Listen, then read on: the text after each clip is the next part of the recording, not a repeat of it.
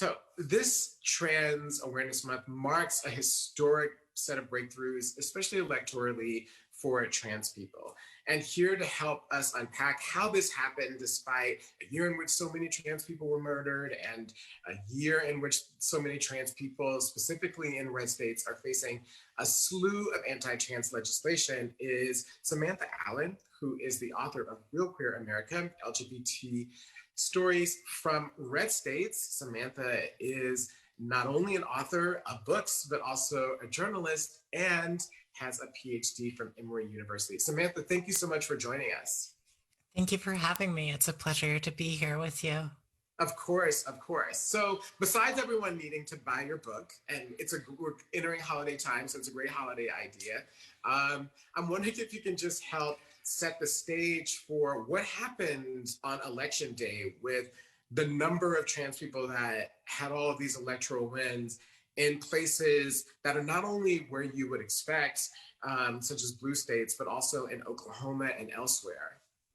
Yeah, so, while everyone was anxiously watching for that big presidential result, I was busy documenting all of the transgender wins on election night. And what happened was transgender representation in state legislatures nearly doubled on election night. So we saw,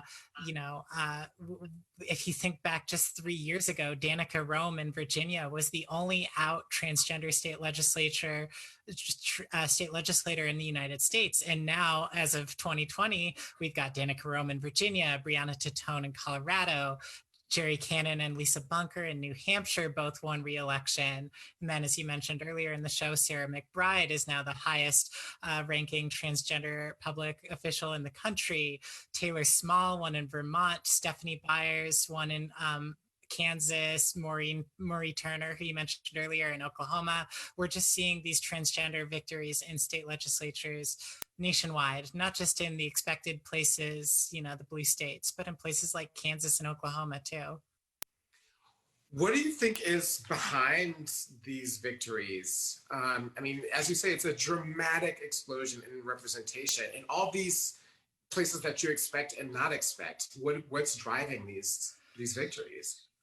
So I've interviewed probably about 65% of these candidates over the course of my journalistic career. And what almost all of them tell me is that when they saw Danica Roem win in Virginia, they realized they could do this too. And I think this is a dynamic that's going to be familiar to any trans person, whether you have aspirations to run for office or not. If you just see another trans person doing something that you didn't know was possible for you, it unlocks potential for you. And so that's how you get this almost domino effect of Danica Roem winning, and then 3 years later, the number of transgender state legislators almost doubling. It's almost that simple to just see someone else chart out a path for you. Right, and it's why representation matters. And we forget that representation can have an exponential impact on a situation or a group of people.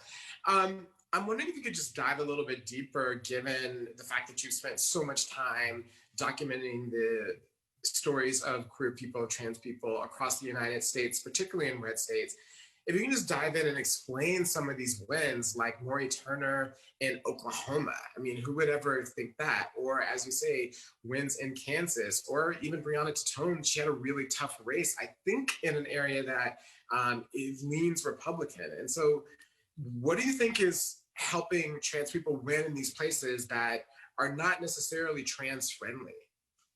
Yeah, so, I think often trans folks in these places have witnessed attacks on trans people in their state legislatures. They've been sitting at home, not in the halls of government, watching legislators try to file bills that attack our restroom rights or our rights to change our identity documents to be more in accordance with our identity. And at some point, I think people are just saying enough. I guess the only way to stop that is to go stop it myself.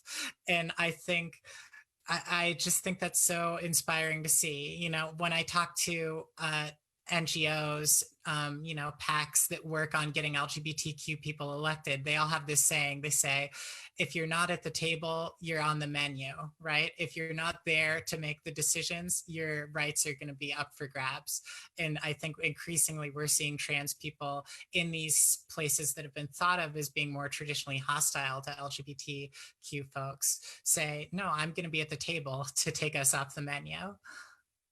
And then in that, how do you think they're able to get people in these places to respond to them? So we've spoken really powerfully about how individual trans people just say, you know what, I'm going to go out and do this. I'm sick of taking it. I'm going to go out, I'm going to be a part of the process, and I'm going to win. What do you think is happening for people, for the electorate, even in places where Danica is? I think that her district is also purplish. I don't think that it's overwhelmingly blue, to be responsive to trans people in these places. What's happening with the electorate? Yeah, people are meeting trans people. If you look at like public opinion polling, like several years ago, almost no one in the country knew an openly transgender person. Of course, they probably met transgender people who they didn't know were transgender. But years later, that percentage keeps going up. People are meeting transgender people. They're realizing that they're their friends, their family members, their coworkers. And you can see, like, again, with public polling data, that even in these more conservative parts of the US, the overwhelming majority of folks do support LGBTQ protections, non-discrimination protections. So I think people's hearts and minds all across the country have been shifting in the right direction as they meet more queer folks, LGBT folks, trans folks. It's just a matter of getting that political power now. And that there's been a bit of a gap there that we're starting to close. And given the fact that you've looked at all of these races, excuse me, from the beginning since Danica Roem to where we've ended up now, as you say, you've spoken to, the majority of people that have run for office and who've won, who are trans. I'm wondering if you can just tell us what you think is the significance of these wins in a broader lens of history. What do you think? Where are we in this moment, do you think? And what do you think is the significance much more broadly of these wins for where the country might be going with respect to us?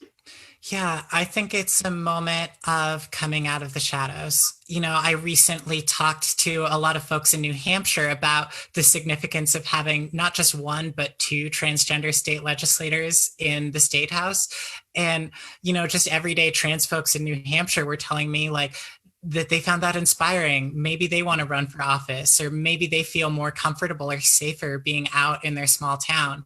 I think it has this huge cultural impact that can be hard to trace because you can't really quantify it, but you talk to trans folks on the ground and you get this overwhelming feeling of hope when you see wins like this. I think in our LGBT movement for too long, I think sometimes leaders of our LGBT movement more broadly, we're kind of scared of letting trans people own our stories or meet the public or interact with the public. There was concern of like, oh, people are going to be afraid of trans people or not know how to categorize us or not know what to do with us. And I think what we're seeing with these huge groundbreaking wins, these very public facing victories, that when people get to know trans people, they like us. It's hard to stop that. It's hard to unring that bell. Yeah. And let's hope that bell keeps being rung larger and louder and harder. It's so funny because I think about things like, Lala Zanel, who works at ACLU for the longest time. She's had this whole personal campaign, Lala for President. And as she talks about it, she does it because she wants people to think that there can be a trans president, right? Like that we should be dreaming big in these places and these moments in terms of, as you say, like shifting the way that people think of us.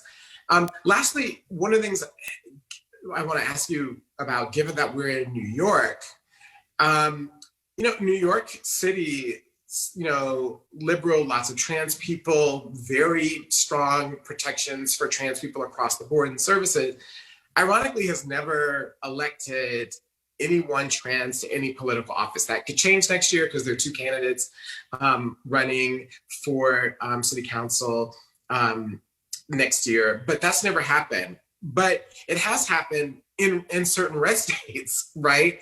And so I'm wondering if you can just tell us what you think that means. Why are places that are more hostile electing us, and then places that are seemingly open to us, that hasn't happened? Yeah, when I wrote my book, someone told me a quote that kind of became this thesis statement, which was oppression and opposition can build really powerful connections. So I feel like there is something about that atmosphere of a red state where this kind of like onslaught of legislative attacks can kind of band the LGBTQ community together, make people realize the importance of getting trans people in public office. And that's why I think you sometimes see red states, showing up blue state counterparts in terms of setting some of these precedents. I think it has everything to do with people like reacting to some of these attacks. I don't think that means we're never going to see a trans state legislator in New York. I think that will come soon, and I hope it does. Well, let's hope it does too. But here's to celebrating the powerful wins and changes this month, even as there's so much difficulty in this moment. And thank you so much, Samantha, for your work as a journalist, for telling our stories, for following these races, for believing that these are important, and to documenting the full range of who we are, not just in blue states, but also in red states. Thank you so much for coming on tonight.